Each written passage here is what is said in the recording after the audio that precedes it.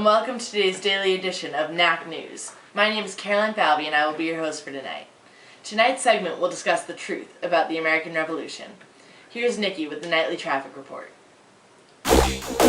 There was a brutal horse and person crash in which a colonist on a horse ran over a British soldier. The colonist refuses to pay tax on the damages, initiating the rebellion of the colonists. According to the Royal Police Report, quoted from the King, all our officers, civil and military, are obliged to exert their utmost endeavors to suppress the colony's rebellion and to bring the traitors to justice, and all our subjects are bound by law to disclose and make known all traitorous conspiracies and attempts against us, our crown and our dignity, unquoteth. The Collision and Declaration of Rebellion has said to have commenced a revolution provoked by the British. And next to Cooking with GW with my friend George. Hello and welcome to Cooking with GW. I'm George, and tonight we'll be preparing a revolutionary dish. First, take this large pot and fill it with water. Then, put it on the stove and bring it to a boil. Place snowballs, chunks of ice, oyster shells, and stones for mixing to create the Boston Massacre. According to experienced chef Samuel Adams, this dish is a bloody butchery, and sous chef Paul Revere portrayed this scene as a slaughter of the innocent. Place the Boston Massacre in a dish and start to prepare the Boston Tea Party. Tea is more expensive these days due to taxation. Add in a little of country pride and determination to fight for rights and rebel taxation to the Tea Party. Shoemaker George Hughes adds in, the townspeople were crying out, let every man do his duty and be true to his country. And there's a general huzzah for Griffin's Wharf. As the mixing commences for the Boston Tea Party and the Boston Massacre, sprinkle some sugar act, which includes a multitude of selfishness for the king and the wealth of Great Britain. According to the Sugar Act, it is expedient that provisions and regulations should be established to improve revenue of this kingdom. Lastly, add a pinch of the Stamp Act. According to a protester, the colonists have spoken their sentiments with freedom against this unhappy act, and that freedom has become their crime.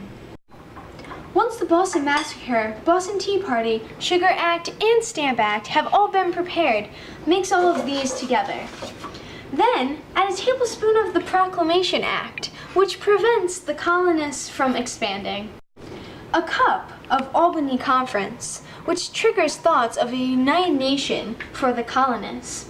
And a sprinkle of a lack of civil rights. Now, put it in the oven, baking at 450 for an hour to create a war. In a final statement, the Boston Massacre was the main ingredient in the revolutionary dish. The violence showed in the Boston Massacre carried over to the first shots fired at Lexington and Concord. The Boston Massacre was also the main catalyst for the American Revolution because it was the first physical act of rebellion by the colonists. The motives for the Boston Massacre encompass all the angers of the colonists, such as taxes, military presence, and much more. Thank you, George Washington. Save me some of that for after. And now Nikki Trupiano, on the streets with the point of no return, interviewing eyewitness Samuel Adams, recalling the first shots at Lexington and Concord.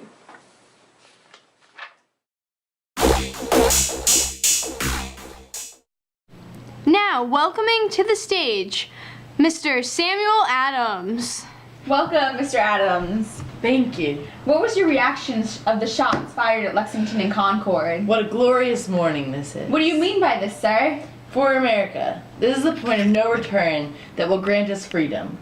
You can take back words, but you cannot take back violence. This is a glorious day because this is the day our freedom begins. This is the point from which we cannot turn back. Thank you for being with us today, sir. It was my pleasure. That concludes our segment for the night. Thanks for watching.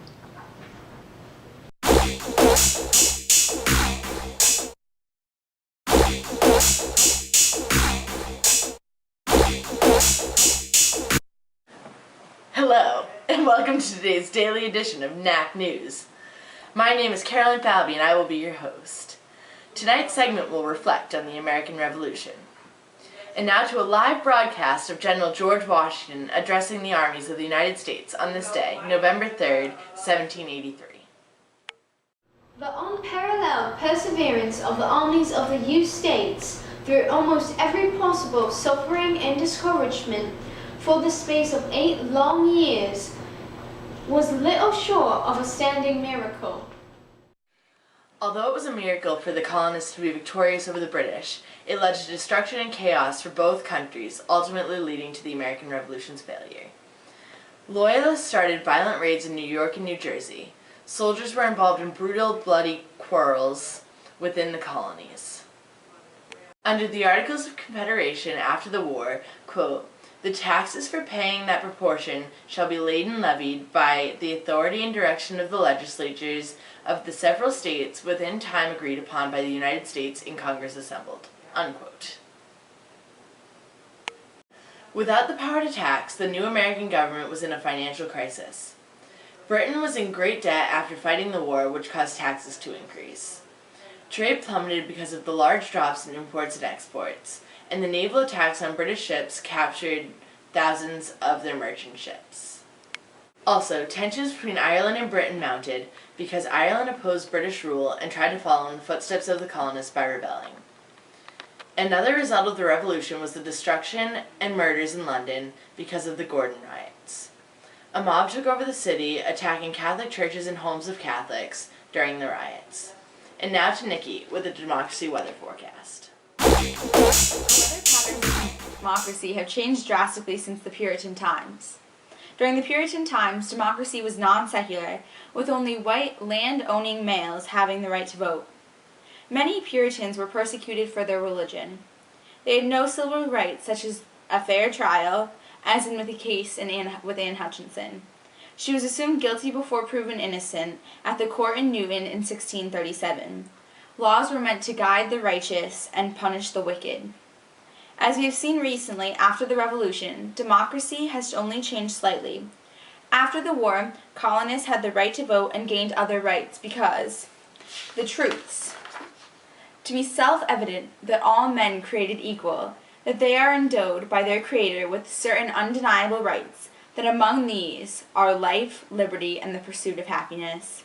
After the war, the colonists gained religious freedom, freedom of speech, and many other natural rights. That concludes our segment for the night. Thanks for watching.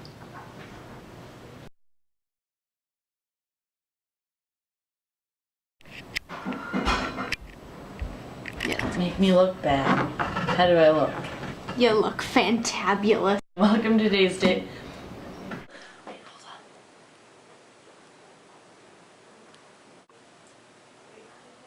Okay. Did you get a beautiful picture of me talking?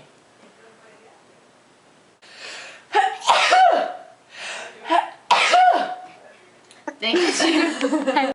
Hi! Just be like totally. I don't know. I'm laughing right now. Are we ready? Are you filming? Okay. Oh god. You have to count down. Hello. You're gonna put it on the stove and bring it to a boil. Turn on the stove.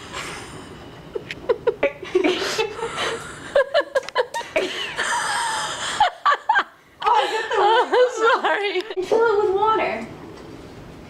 Wait, do it again.